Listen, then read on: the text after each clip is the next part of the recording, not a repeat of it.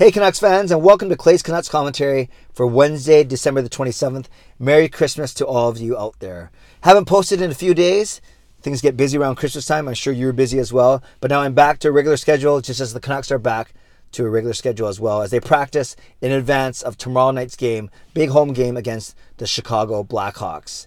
So I have a few days of things to catch up on. The first thing I want to talk about was last Friday. I was blessed to go to the Sportsnet 6:50 a.m. studios and appear on the morning show called The Playbook. I was with Sat and John and producer Bick, and I went in for a good 15-minute segment and talked about the Vancouver Canucks, of course, talked about our brand new music video that we did with the team called Canucks Christmas Carols Volume 2.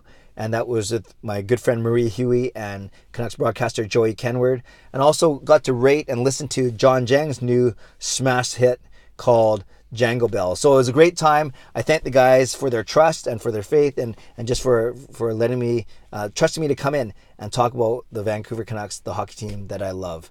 So that was last Friday. Then over the weekend, we got news on Christmas Eve, actually, that Alex Burmistrov is gone.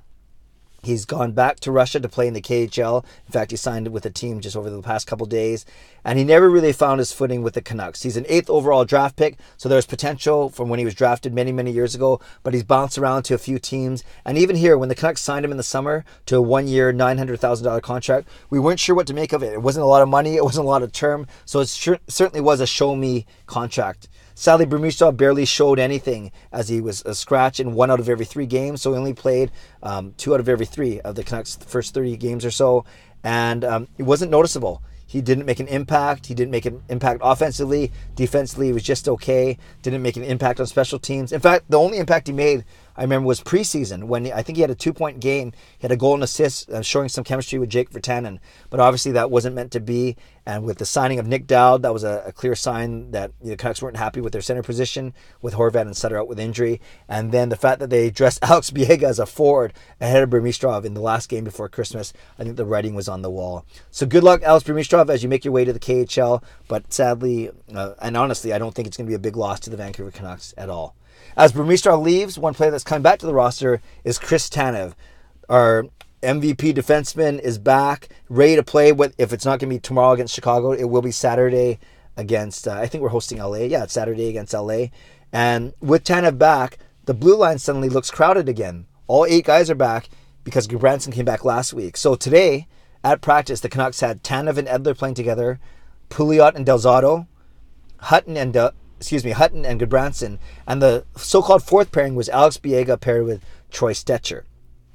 Not sure what the lineup's going to look like tomorrow, especially if Tanev's in, then obviously 2 D-men got to sit. If Tanev's not in, then it's only going to be 1 D-man, likely either Biega, or if they go with 7 forwards, it won't be anyone, but if they go traditionally with 7 defensemen, I meant. If they go with only 6 D-men, then one, either Biega or Hutton's going to have to sit. And like I said, if Tanev does come back, then you do have to sit 2 D-men.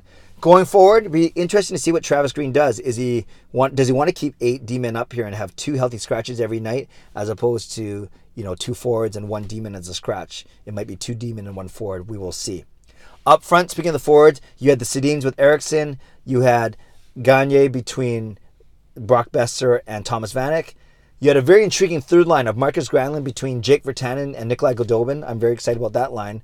I'm not so excited for a 4th line. You had Nick Dowd in between Reed Boucher and Brendan Gaunce. So yeah, that's who the Canucks were practicing with this morning. And we'll see what happens tomorrow when they take the ice against Chicago. So Chris Tanev coming back, that's good news.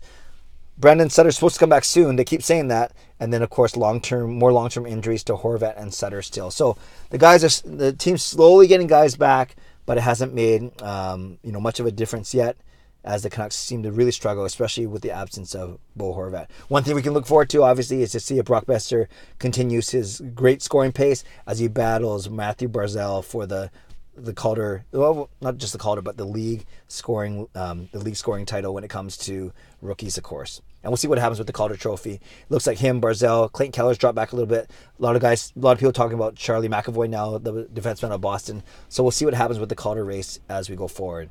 Lastly, I want to talk about the World Juniors. Sure, the Canucks didn't play or practice for a few days, but the World Juniors started, and there are 4 Vancouver Canucks that are playing, 1 for each of Canada, US, Sweden, and Finland. For Canada, we have our second round draft pick from this past summer, Jonah Gadjevich. He had a really good game in Canada's 4-2 win over Finland with a beautiful assist on Canada's third goal. He looks fast, he looks strong, and he looks like someone that could have an impact on our team 2 or 3 years down the road. For the U.S., we have Will Lockwood, probably the least decorated of the four Canucks that are playing, the four Canucks prospects that are playing. Didn't get a lot. He only got 10 minutes of ice time, didn't register a point in the 9-0 win for the Americans, but still, he's going to be a bottom six guy for that team, and he'll certainly get his chance to play and to show throughout this tournament. Then you have defenseman Olli Juolevi, the 5th overall pick from 2016. I know many people want to see him and see him do well for the Canucks down the road. He played a solid, if unspectacular, 24 minutes for the Finnish team in their 4-2 loss to Canada. So I was fine with this game. I commented on Twitter that it's early, but he showed a lot of poise. He doesn't seem to get rattled with the puck. He didn't get beat very often.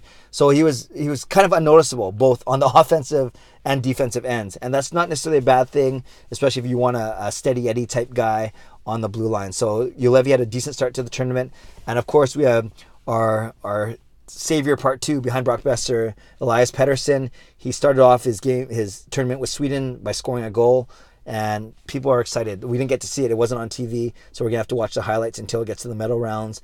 But yes, Pettersson doing what he's been doing in the Swedish Elite League all year so far, and that's put up points and especially scoring goals.